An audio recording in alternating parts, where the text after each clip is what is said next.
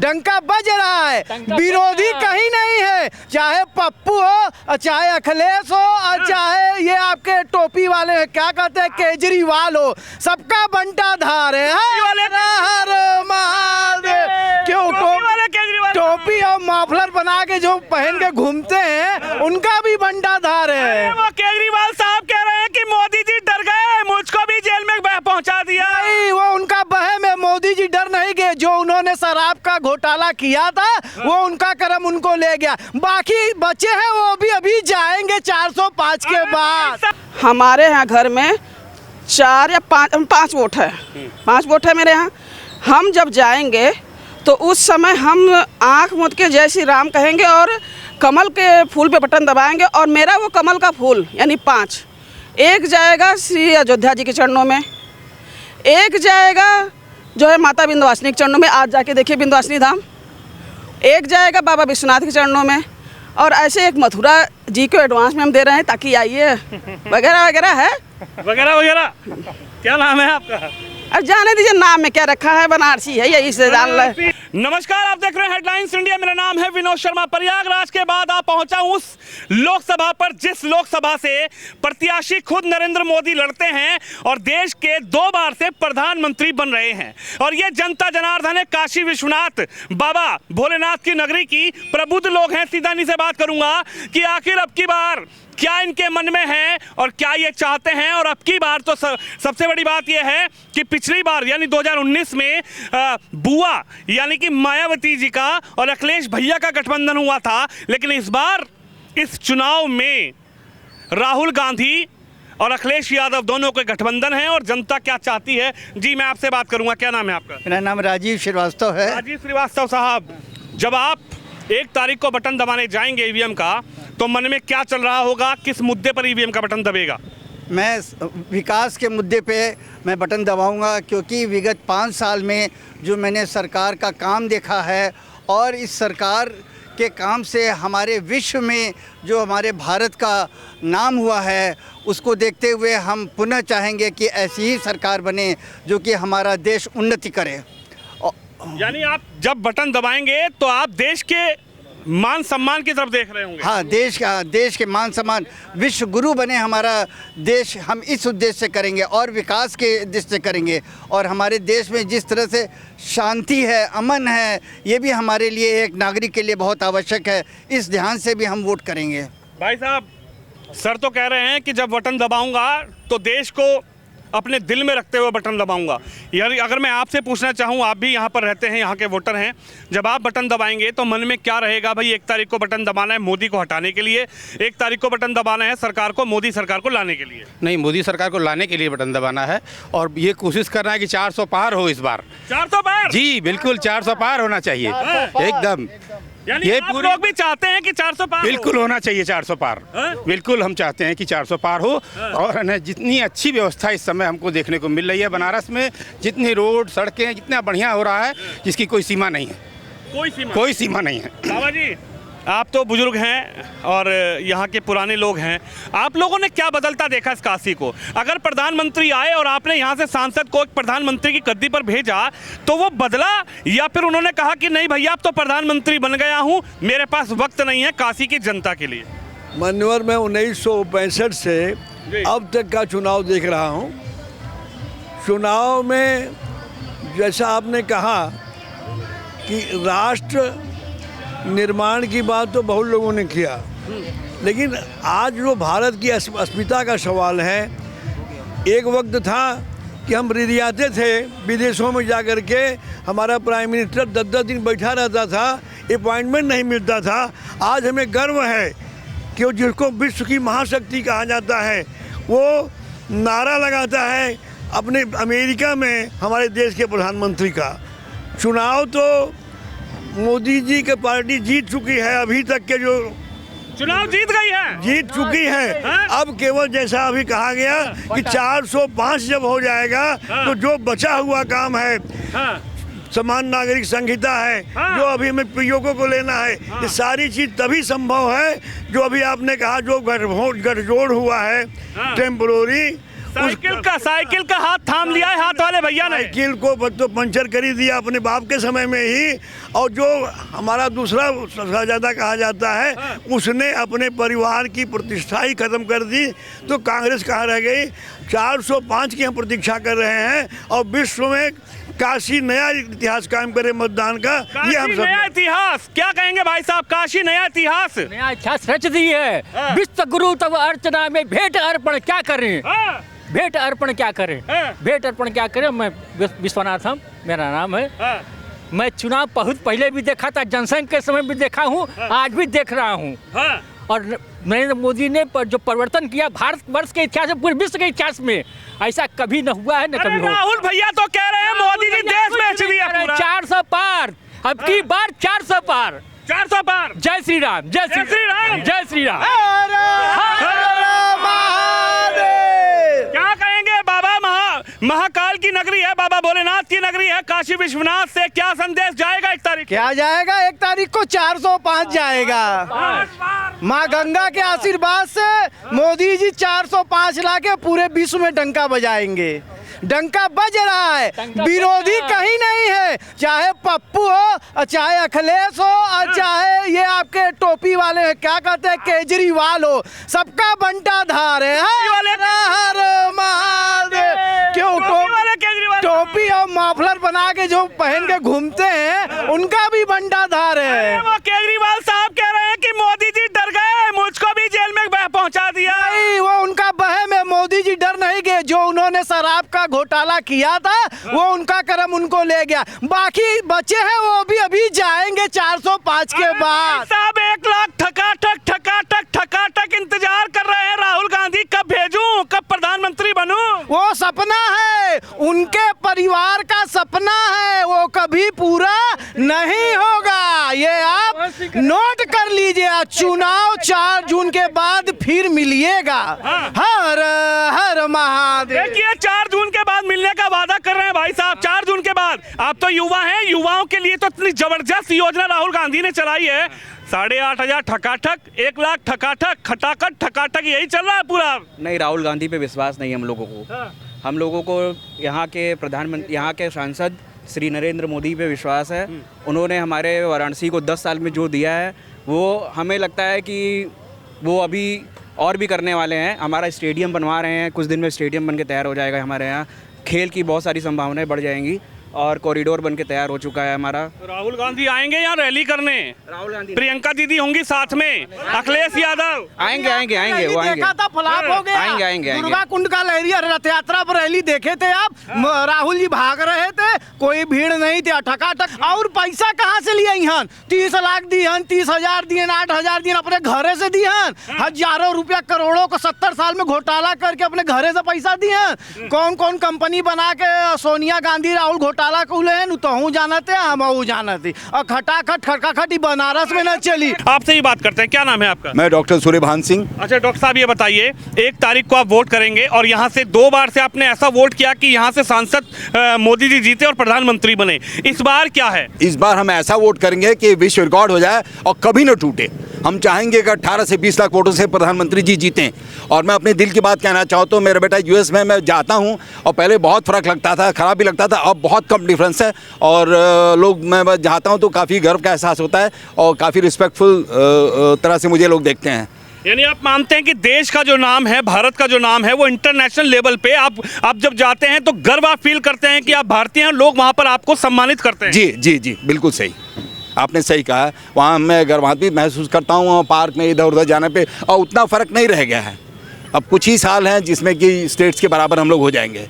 बिल्कुल निश्चित। 24 तारीख को जब बटन दबाएंगे तो 1 तारीख को हम दबाएंगे। हाँ, तो रिकॉर्ड टूट जाए सारा और अपने यशस्वी प्रधानमंत्री जी को रिकॉर्ड बहुमत है उसे जिताएं। देखिए, मोदी जी ने पिछले वर्षों में इतना काम किया है, वो बनारस के ही नहीं पूरे भारत के गार्जियन स्वरूप हैं। यदि हम ये कहें कि काशी का हर व्यक्ति जो किसी पार्टी से संबंधित नहीं है, वह हर आदमी मोदी का है। आदमी की अपनी व्यवस्था हो सकती है, वो किसी पार्टी से संबंधित हो सकता है, अन्यथा जो न्यूट्रल व्यक्ति है वह हर आदमी आज मोदी का है।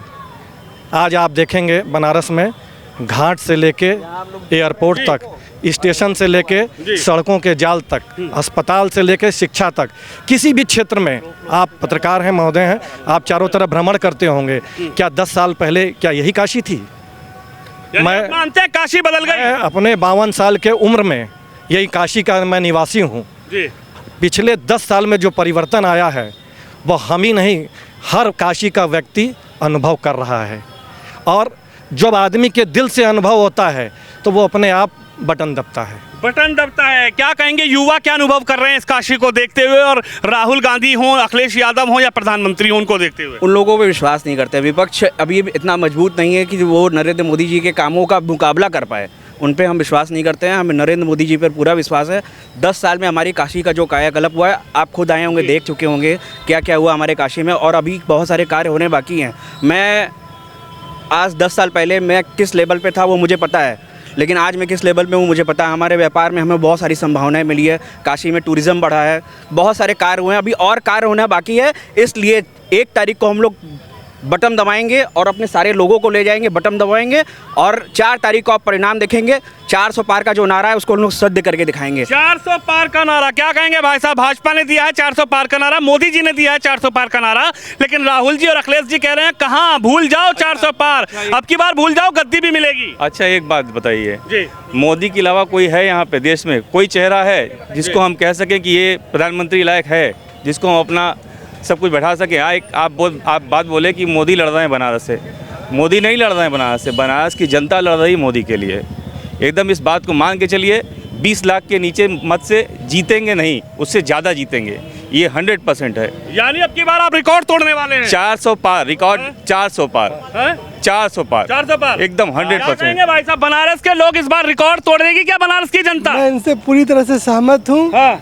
भारत पूरा भारत बनारस को जिस नज़रों से देख रहा है, बनारस की जनता उसको चरितार्थ करेगी, और निश्चित ही 400 के पार इस बार जो नारा है उसको बनारस के लोग सिद्ध करके दिखाएंगे। मुद्दा क्या रहेगा? सुरक्षा, महंगाई, बेरोजगारी भी तो बात कर रहे हैं कि महंगाई हो गई, बेरोजगारी हो गई। आपके मन में मुद्दा क्या रहेगा? भारत का सर्वांगीण विकास, यह प्रत्येक भारतीय के मन में लालसा जो थी, उसी को लेकर भारत के प्रत्येक नागरिक का कर्तव्य है कि इस यज्ञ में अपनी आहुति दे, और भारत को विश्व गुरु बनाने में 1 तारीख को भारत में लोकतंत्र का परिष्कार करके अच्छी तरह से मतदान करें। देखिए 1 तारीख है, यहाँ पर 1 तारीख को वोट है। आप बताओ चाचा, अरे नाम बता दो अपना भाई। फिरोज जी, फिरोज अहमद। फिरोज अहमद जी।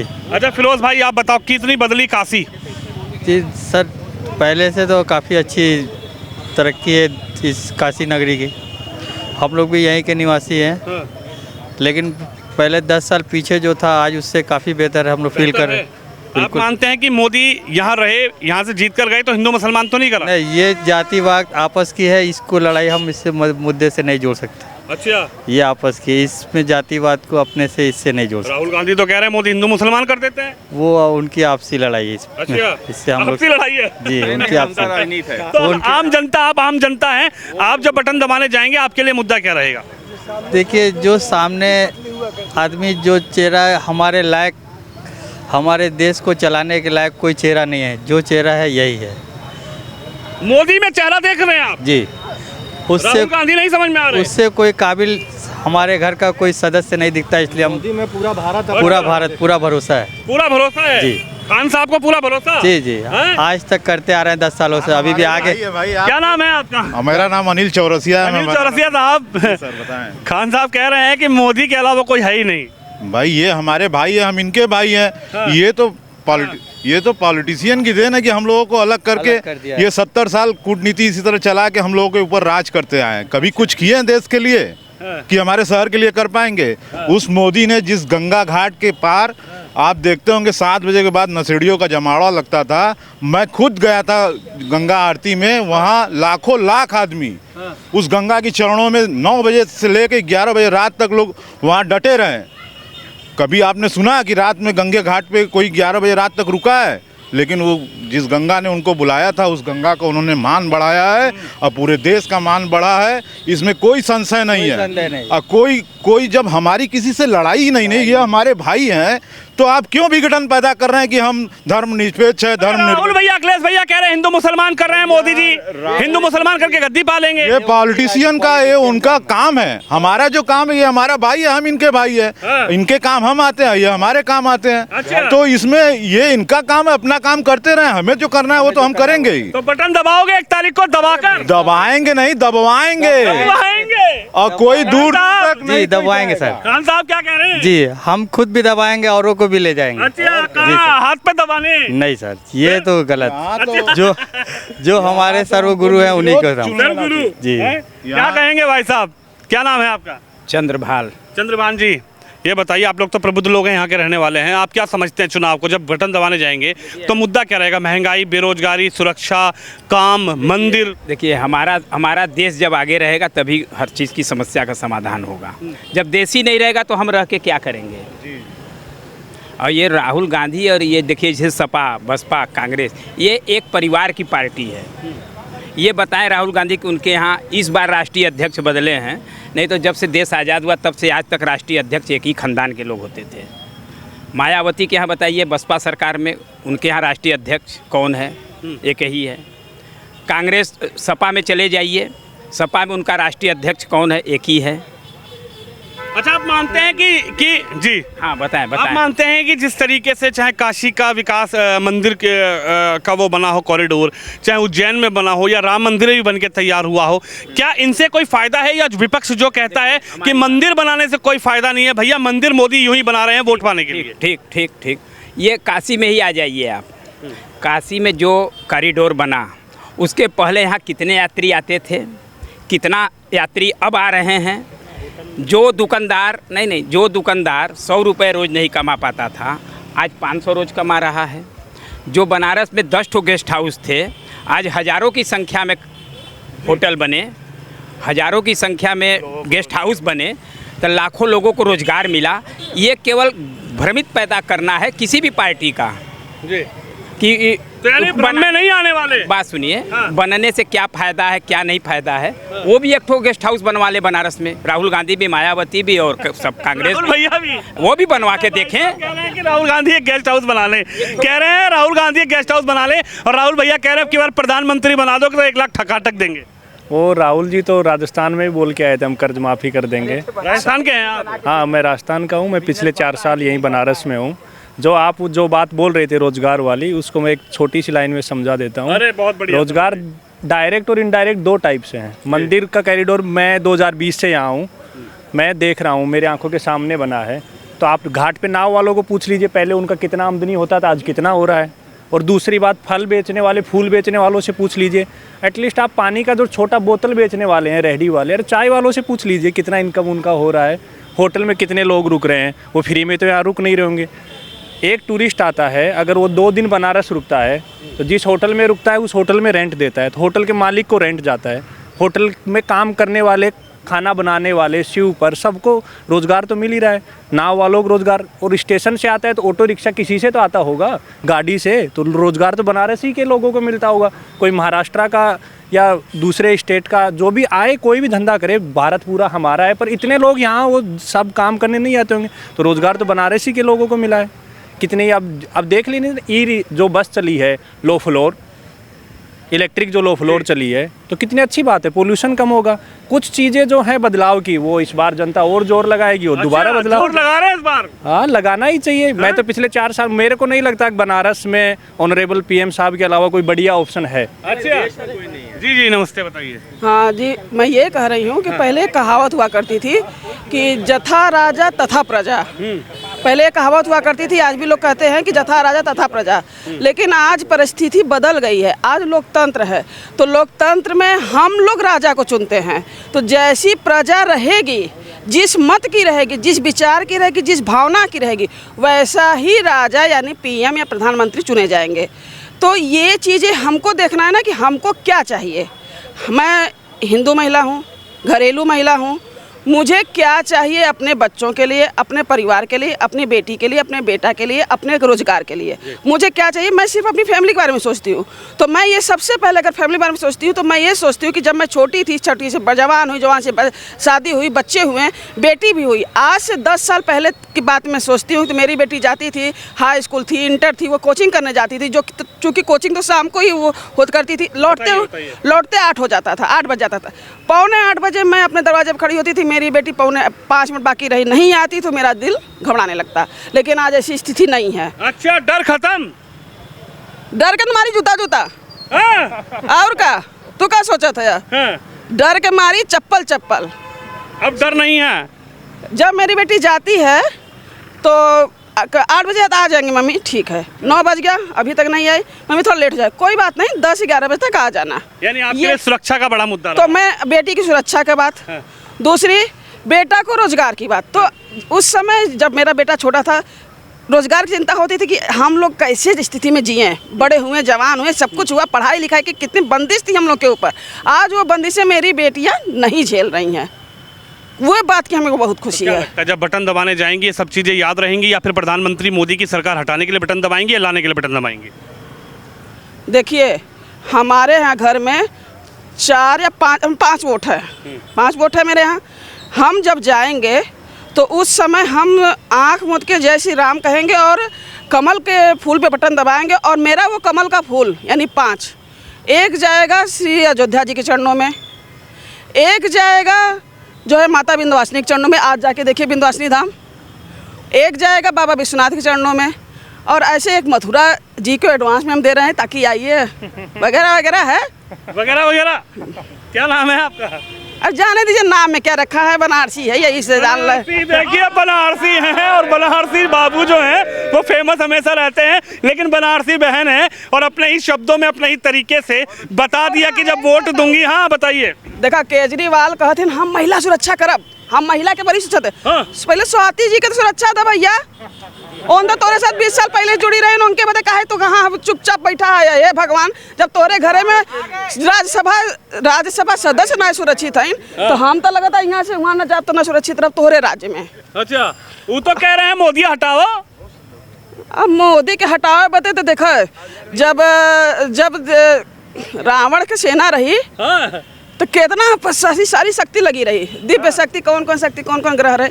अब लेकिन जाना था ना, मोदी हैं, उन तब इस समय कलयुग का हनुमान जी हैं, कलयुग के हनुमान, कलयुग का आज का श्री राम का वनवास, उनका कलयुग कौन है, आज के युग कौन, हनुमान जो राम के लिए आए। तो हनुमान जी का तो हमारे सबसे भाई वो नहीं कर अच्छा। आप जब कभी निकली तो जय श्री राम, रक्षा किया बाबा। चलिए देखिए, जनता जनार्दन है, बनारस की जनता है, बाबा भोलेनाथ काशी की नगरी में मौजूद हूँ और जनता की राय आखिर इस चुनाव पर क्या है, और जब 1 तारीख आएगी तो जनता किस मुद्दे पर बटन दबाएगी, जनता ने बताया। तो आप भी इस खबर पर, इस वीडियो पर अपनी राय जरूर रखें।